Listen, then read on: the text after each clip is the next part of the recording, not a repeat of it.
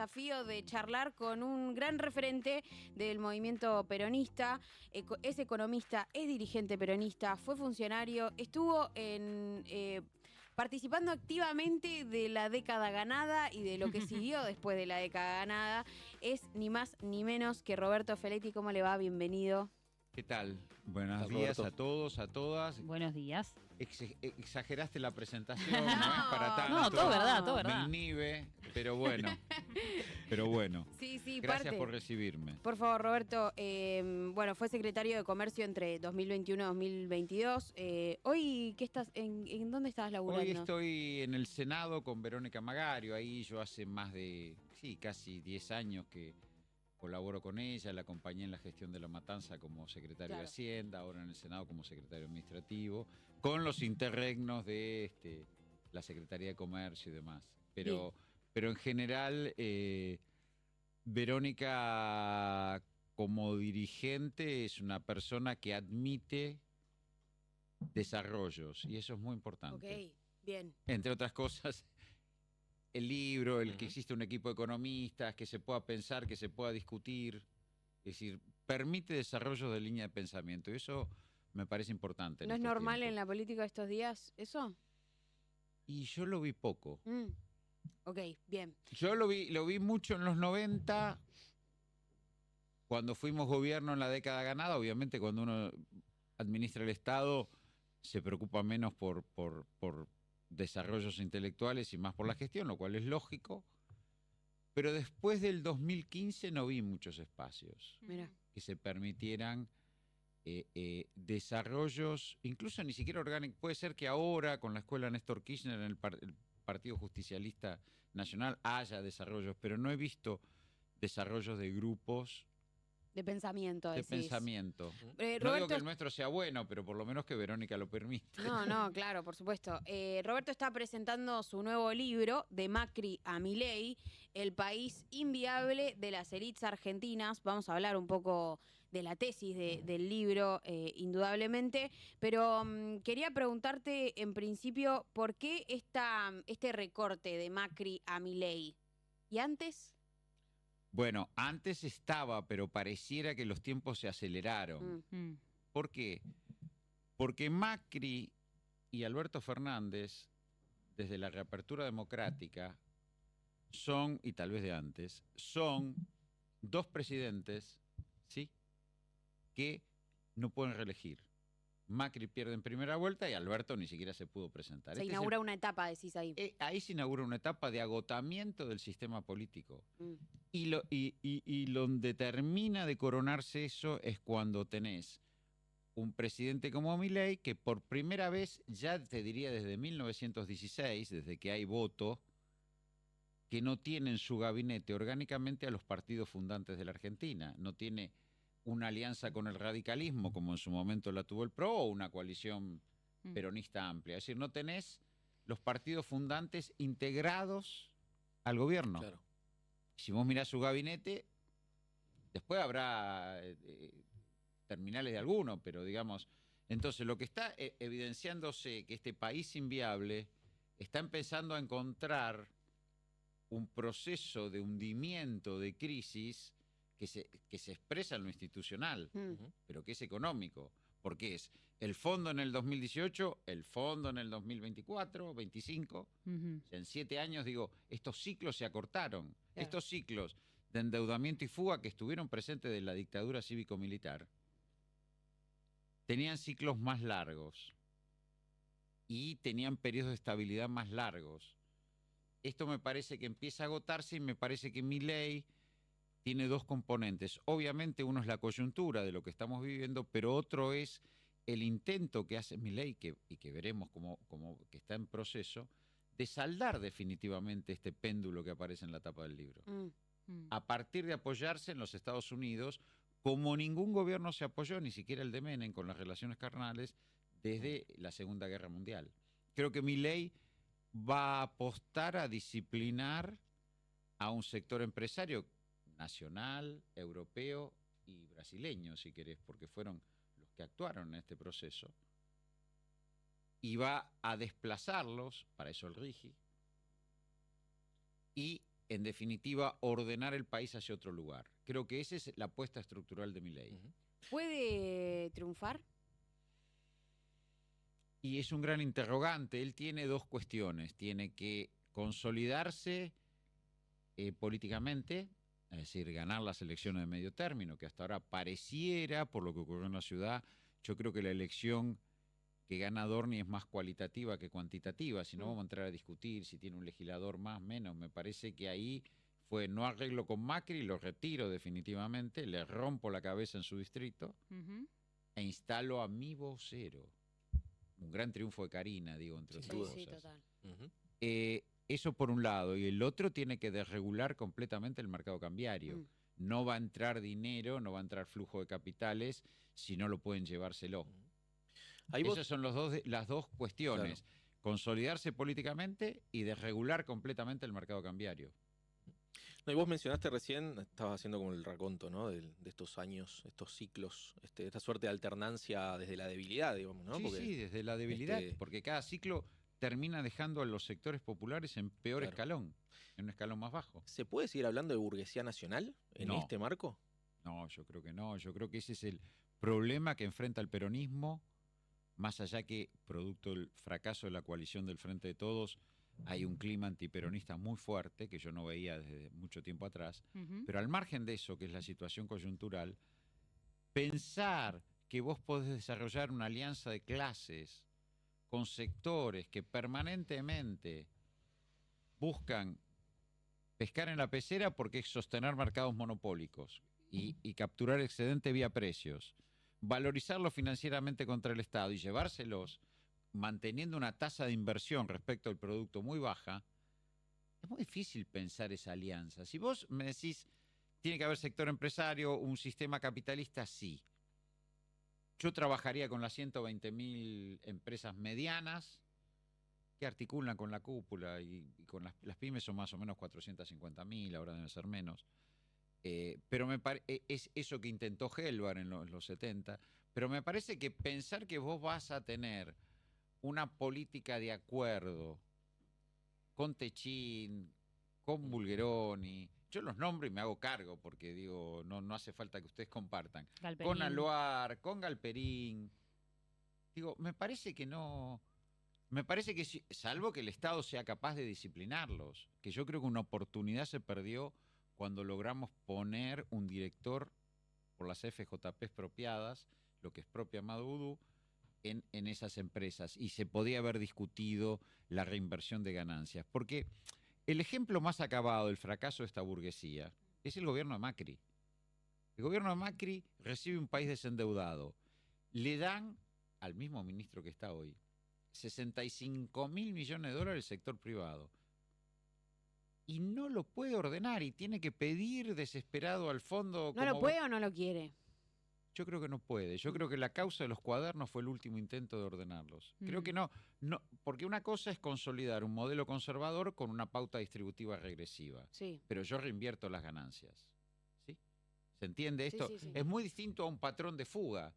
Digo, el modelo chileno de la salida de la dictadura se organizó y duró casi 30 años en un esquema de una pauta distributiva regresiva, con un grupo de empresarios o de conglomerados empresarios que definían un modelo de funcionamiento de la economía, y bueno, y un sistema institucional que lo acompañaba y redistribuía en términos de salud, educación y demás. Brasil logró un modelo industrial de Getúlio Vargas para acá, hablando con los varones del café, que reinviertan la renta agropecuaria en industria, y hasta se permitió, después de frenarlo 3 veces, que un obrero industrial sindicalista llegara a la presidencia de la octava economía del mundo. No es una experiencia menor la de Brasil. No. Lo que quiero decir es que este sistema empresarial lo único que concibe es endeudamiento y fuga. No genera una ampliación de mercado, aún teniendo las probabilidades. Probablemente Macri no lo quiso, tuvo las disputas de sus negocios, porque discutamos vialidades, energía. Total. Pero también es cierto que no los pudo disciplinar. Macri siendo parte de esa élite y ahí te hago la... Pero es que Macri es emblemático porque es un tipo que es de ellos, Mm, que viene de ellos, que logra legitimación electoral, nos guste o no nos guste, y ganó la elección legítimamente. sí. Y que además recibe un apoyo externo porque el país está desendeudado. ¿Pero eso fue por las propias limitaciones de las empresas o por la propia construcción que hizo el Estado, me imagino de muchos años atrás, de una historia muy larga del Estado argentino, de no saber amalgamar a las empresas y al Estado privado, al sector privado con el Estado? Y yo creo que ahí efectivamente lo que vos decís, el Estado no es un enteleque, el Estado expresa cohesiones y expresa coaliciones que lo manejan. Evidentemente, y ahí respondiendo a la pregunta de tus compañeros de la burguesía nacional, evidentemente no se logró estructurar una relación entre el Estado y el sector empresarial de largo plazo. Mm, Pero también es cierto que de salida de la dictadura cívico-militar aparecen estos grupos empresarios, en ese punto por eso el libro está dedicado a Basualdo, es el que más trabajó esa idea, aparecen estos grupos empresarios que con distintas alternativas, en alianza con los europeos o con los brasileños, con los europeos durante el consenso de Washington y las privatizaciones, con los brasileños después del no al ALCA, van orbitando y siempre terminan en el mismo proceso. Obviamente, cuando hay un gobierno fuerte, cuando hay una abundancia de dólares, el proceso dura más. Pero en todos los casos, el gobierno de Menem, la convertibilidad dura porque tenés el flujo de divisas de las privatizaciones y un ciclo de endeudamiento que es cierto que tampoco fue tan complejo. Ahora, termina en el 2001. Está bien, vos me vas a decir que duró 12 años.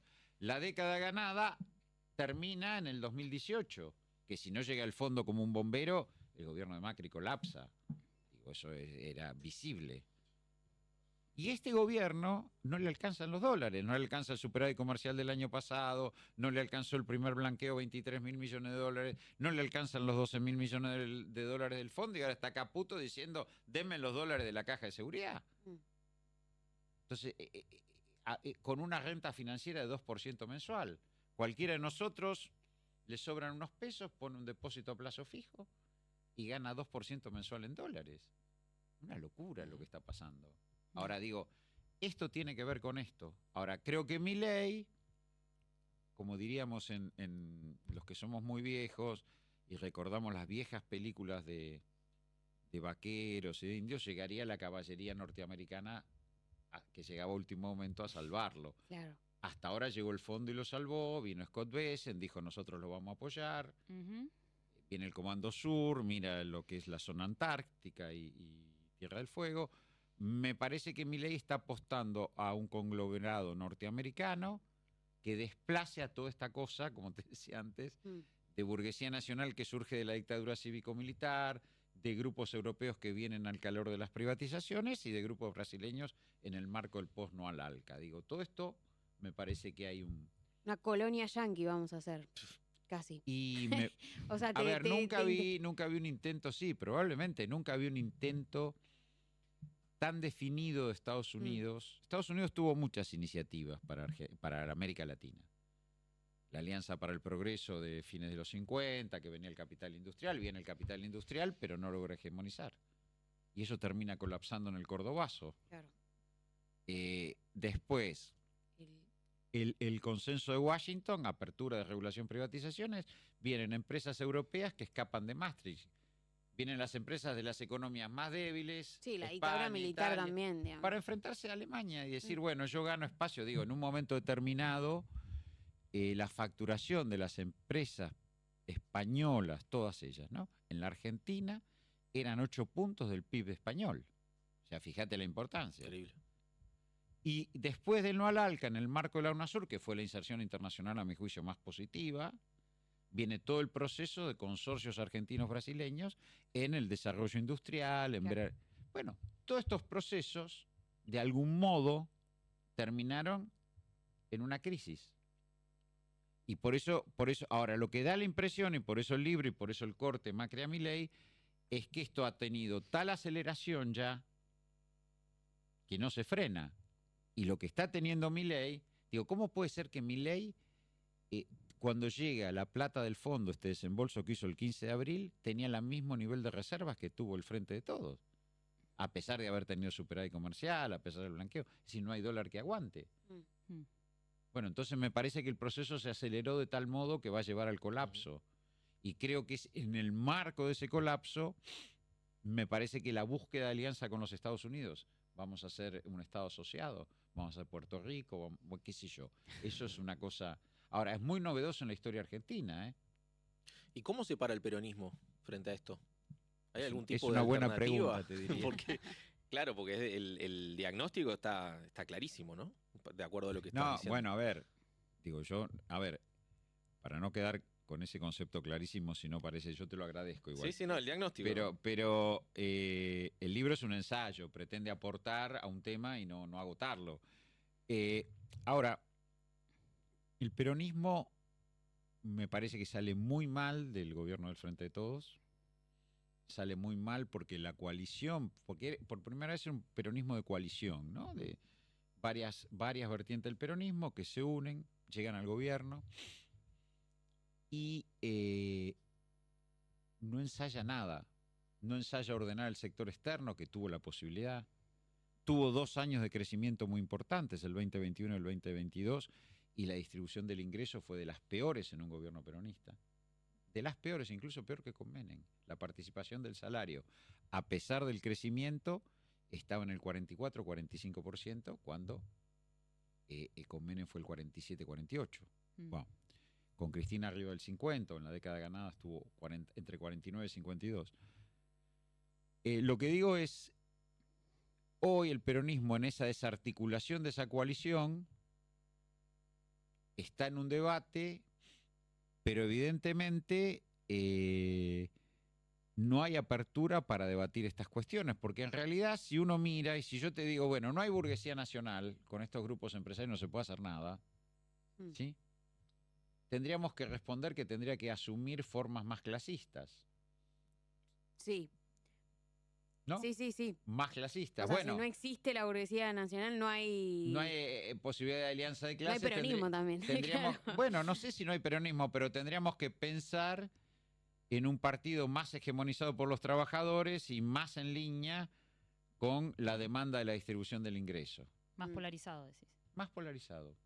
Bueno, eso, si vos ves hoy, la CGT se fractura, digo, no. Sí, no veo a ningún dirigente queriendo asumir esa posición Y- radical, ¿no? O sea, radicalizada. Sí, Defender el pero salario, por justamente ejemplo. vos fijate que frente a una radicalización del poder económico, el cual tiene una expresión política en Milei radicalizada, nosotros queremos responder con la moderación, Mm.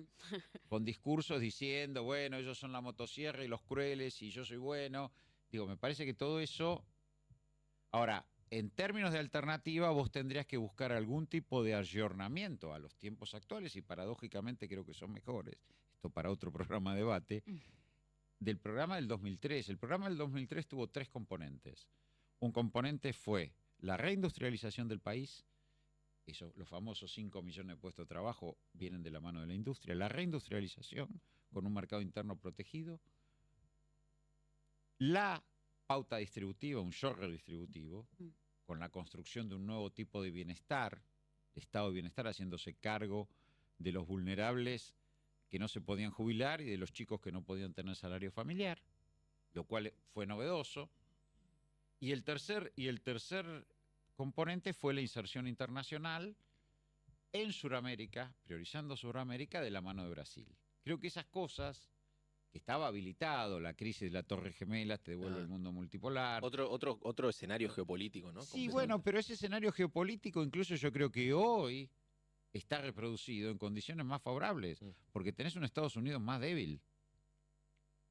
Hoy tenés un Estados Unidos más débil a nivel internacional. Para mí sí. Pero la desesperación de Trump, y creo que Trump, y no quiero parecer trumpista con esto, pero creo que es correcto lo que hace, la política arancelaria, lo que le está diciendo a los norteamericanos y a sus élites es, ustedes no pueden seguir consumiendo como consumían, porque yo no puedo seguir emitiendo dólares, Claro. porque se me desploma el valor del dólar como moneda de reserva. La globalización, que era que los Estados Unidos, o el pueblo norteamericano, y yo tuve la suerte de poder estar en Estados Unidos más de una vez, podían consumir cualquier producto del mundo. Esto que dice Milei, yo compro cualquier cosa en cualquier lado, o que dijo Boyano, yo compro cualquier celular en cualquier lado, sí, ¿cómo lo financiás? Lo que le está diciendo Trump, ustedes no pueden seguir en esto. Ahora, ¿no hay un espejo ahí en esa medida de Trump de decirle a las élites, che, estamos consumiendo a un costo que no tenemos? Ya no lo porque podemos bancar. que el costo es China, digamos, Sí, ese por costo eso. barato lo pone en China. ¿No hay un espejo ahí con una Argentina en un momento en el que promovió tanto el consumo, digo, la denuncia que hace hoy el gobierno nacional del déficit fiscal? Decir, bueno, a partir de querer que los argentinos consuman mucho, todo el tiempo, aire acondicionado, carne, digo, eso, hicimos mierda el déficit fiscal y ahora es esto lo que tenemos que pagar. Sí, a ver, dos cosas te voy a decir. Primero, es cierto que nosotros, y me tocó estar, hicimos un gran esfuerzo por llevar al pueblo argentino a la frontera del consumo global. ¿No? Es cierto. Se logró bastante.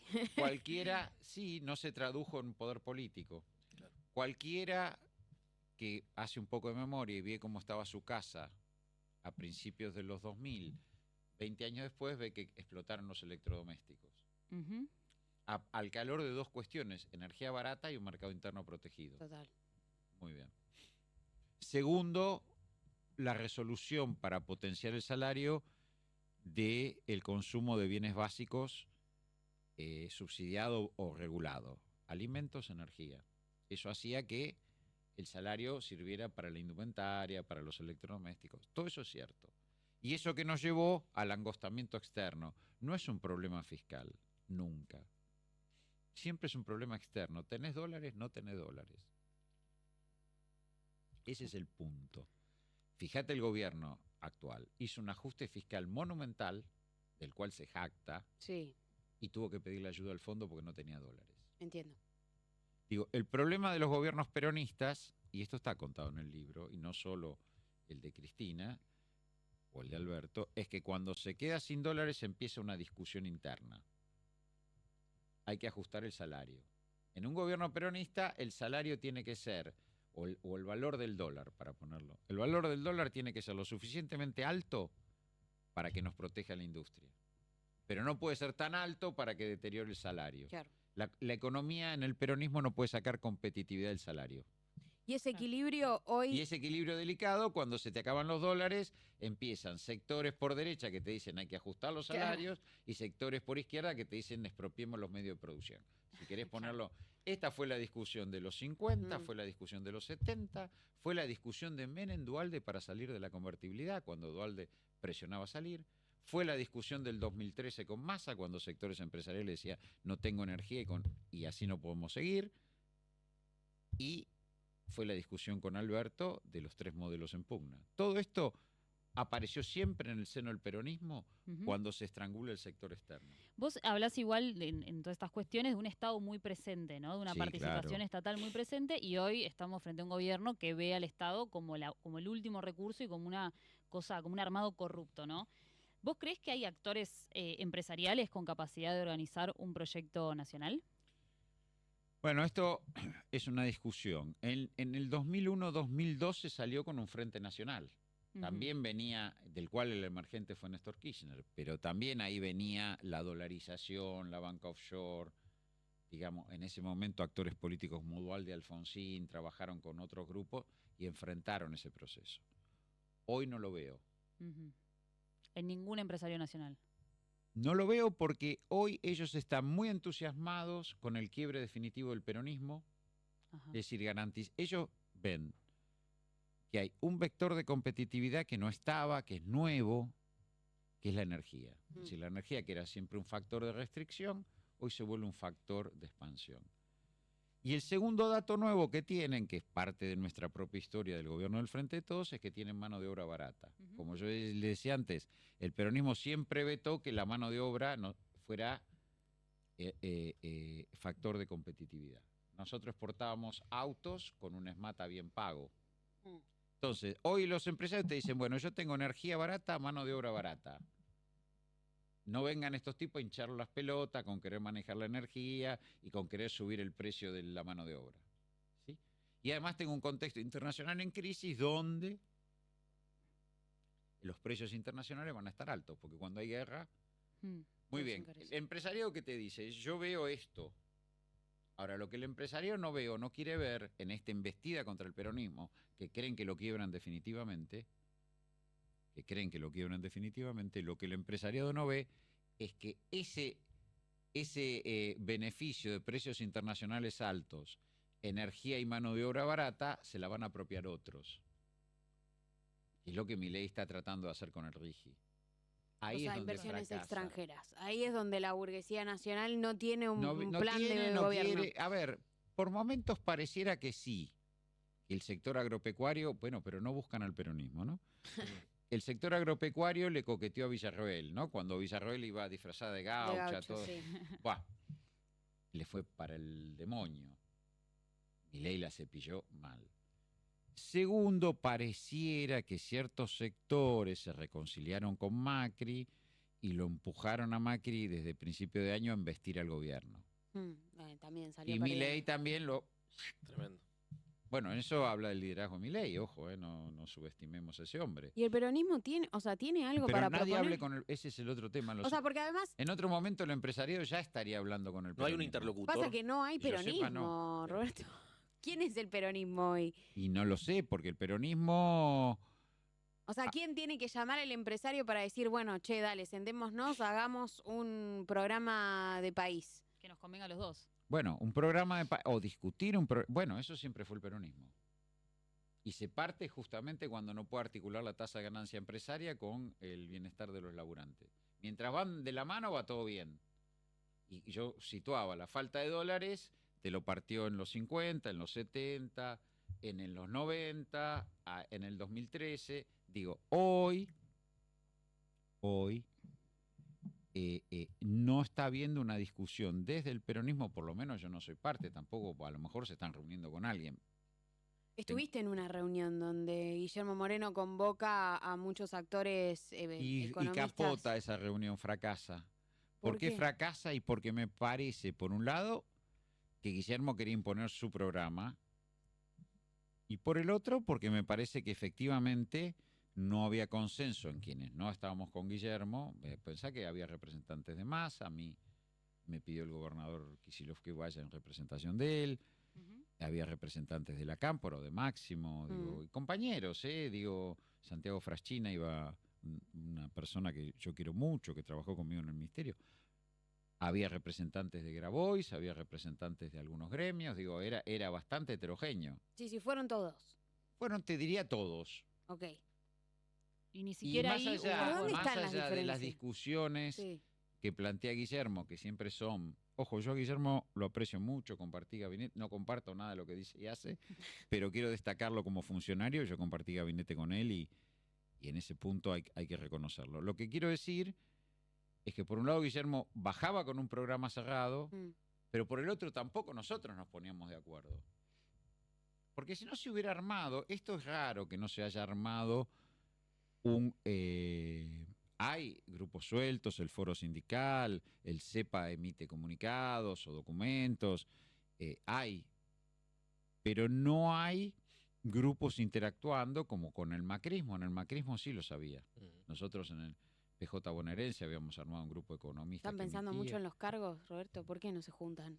Esa es una pregunta que yo no puedo responder.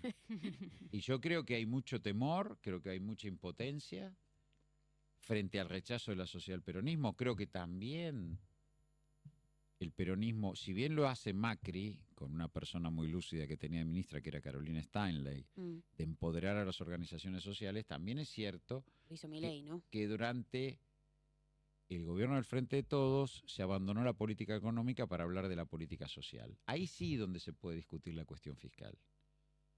Es decir, nosotros dejamos de discutir la creación de trabajo para compensar la falta de crecimiento económico y la falta de incorporación de los jóvenes al mercado de trabajo. Por eso también los sub-30 no nos quieren. Claro. No es porque el TikTok... Sí. Digo, a ver, Sí, en un sí. momento yo voy a decir algo que puede parecer una energía, pero me parecía mucho más digno un chico que agarraba una bicicleta y trataba de ganarse el mango repartiendo, que lo dejamos, que toda la discusión en torno a cuántos planes sociales, cuántos... Claro. Bueno, eso fue un problema muy serio en el impacto. Digo, la economía había arrancado en un sendero de crecimiento, tenía los límites de los dólares, pero nosotros hablamos de políticas sociales, no hablamos de política económica. No nos poníamos de acuerdo sobre la política económica. Claro. Y yo lo viví cuando fui secretario de Comercio frente a la guerra. Los acuerdos de precios funcionaron hasta la guerra. Pero después no había convergencia en un plan para afrontar la guerra y el disparo de precios que suponía la guerra. Sí, nombraste recién una reunión entre muchos sectores del peronismo, ¿no? Grabois, Massa, Sí. Axel. Digo, ni Esa aún- mesa tuvo creo que 3 o 4 reuniones, no me acuerdo, pero por ahí. Bueno, ¿por qué cuesta tanto llegar a un acuerdo entre los peronismos? Y bueno, porque evidentemente juegan otros factores también. ¿Pero el contexto crees que no lo requiere? El contexto lo requiere, pero también hay una discusión sobre las representatividades. Que termina siendo mayor que todo lo demás. El peronismo en el llano, dice la democracia, después de la muerte de Perón, siempre fue a un proceso de urnas. Interno o externo, diga, ustedes no porque son chicos, pero cuando se sale de la crisis de la dictadura y se pierde por primera vez, recordemos que en el 83 el peronismo pierde una elección limpia, libre, democrática y lo aplastan aparte, le ganan por 12 puntos, era consternación. La renovación peronista fue Cafiero enfrentando a quien tenía la lapicera y había quemado el cajón, que era Herminio Iglesias, y fueron a las urnas. Después Menem fue a las urnas con Cafiero. Después Néstor Rodríguez Sá y Menem compitieron para renovar al peronismo. Y termina por suerte emergiendo Néstor. Y Néstor después desplaza al último exponente de los 90, que era Duhalde. Que Néstor Digo, no siempre ganó, claro. Eso Un fue golpe de siempre. suerte. Está bien, pero siempre el peronismo de algún modo fue a dirimir representatividades. ¿Y vos te imaginás eso con esta pulseada Cristina Axel? Yo creo que hay una discusión sobre ir a dirimir representatividades en las urnas de algún modo. A Ahora, lo mejor no, qué sé yo. Yo lo que te digo es lo que te dice la historia. La historia en algún momento determinado dice, van a ir a las urnas. el peronismo va a las urnas para renovarse. Tengo una duda En ahí, democracia, en otra época era Perón conduciendo, bueno. porque en esta disputa por la representatividad, ¿hay una discusión sobre la economía? Digo, tanto en Cristina como en Axel. Porque yo los veo y los veo similares, los veo parecidos, no Bueno, veo Axel- grandes diferencias. No, bueno, pero espera, Axel está gobernando primero, principal. Sí, También ahí pesa la historia, ¿no? La pelea entre el gobernador de la provincia de Buenos Aires y el presidente de la Nación. Siempre esos duelo al sol. mm, Desde Dardo Rocha y Julio Argentino Roca para acá, sí. te puedo nombrar todos los casos. Muy Ninguno bien. salió muy bien. ¿Qué? Ninguno salió muy bien. Bueno, esa es una primera discusión. La segunda discusión es que el gobernador tuvo que afrontar los recortes nacionales administrando los recursos propios y lo hizo de un modo muy bien hasta acá, donde pudo sostener cierto nivel de inversión pública y cierto nivel de inversión social sin traumatismos. Ahora, enfrentamos esto y Axel está diciendo, este modelo tiene un límite. Mm. Al federalismo, a la provincia de Buenos Aires. La provincia de Buenos Aires, cuando hay políticas antiindustriales, las sufre Sí, horrores. El área metropolitana las sufre horrores. Bueno, eso es lo que hoy Axel está planteando.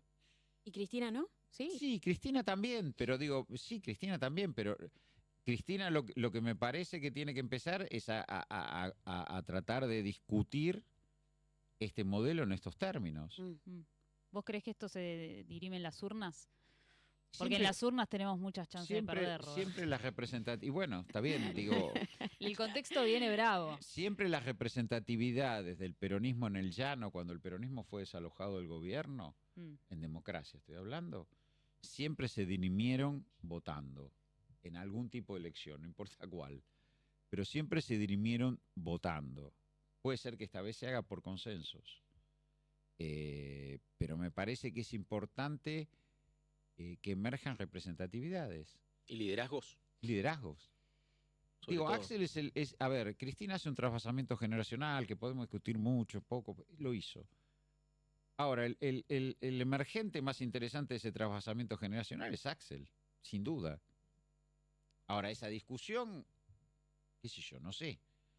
Y el otro punto es, efectivamente, en la cuestión económica, el peronismo tiene que decir qué es lo que va a hacer con los grandes sectores empresarios que acumulan riqueza y se la llevan. Digo, en algún punto tiene que saldar esta historia.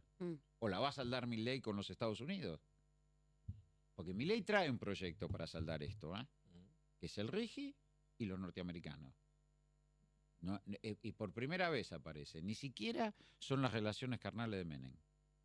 Es el RIGI y los norteamericanos.